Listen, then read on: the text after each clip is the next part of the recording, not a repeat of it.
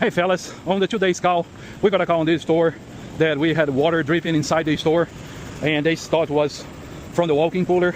I come up here and I just saw these two units that was dripping water, and the water was accumulating here and going to the ceiling because the condensation was just making this puddle on here.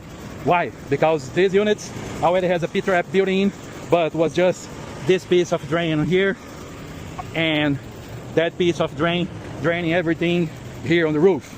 I built that pipe to drain down there as well here, draining down there. Everything is working, and while I was working here I noticed something.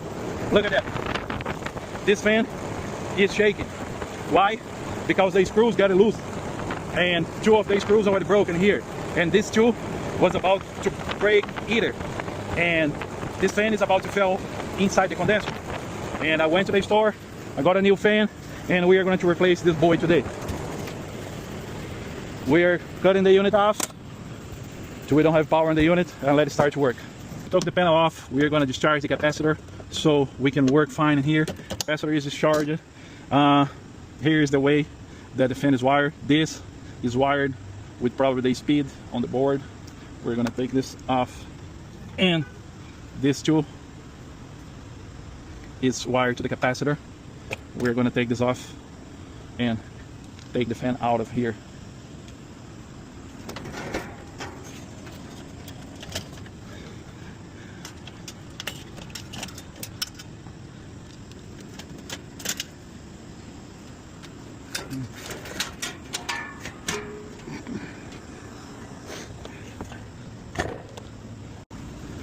Yeah guys, the way that I use it to take these blades off, and I put some WD-40 here, and I got my wrench and I adjusted it here, and I am turning so you can get loose on here.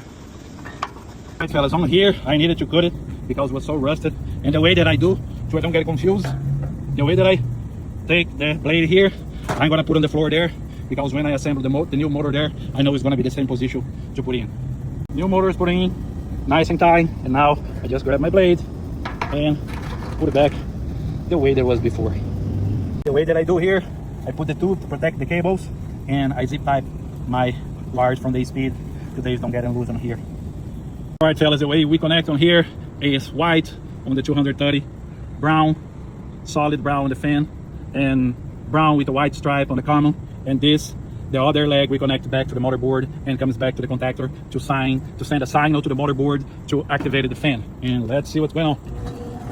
Look at that, strong and solid.